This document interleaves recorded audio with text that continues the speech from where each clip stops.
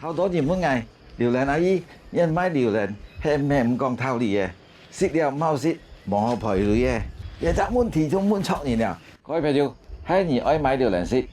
愛買嘅時忙食之前就愛問好先，係咩保量、保調、保熟、保濕。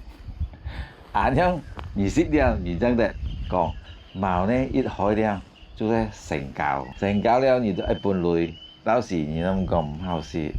係講開了半成熟，食唔得，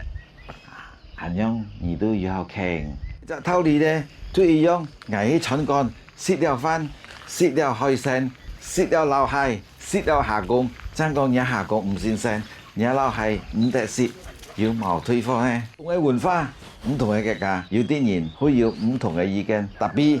係講好好嘅食得出嚟模式啊！呢個事情呢，應該告了一個段落，希望我們賣榴蓮和買榴蓮人更加了解我們的賣榴蓮文化。我們不一樣，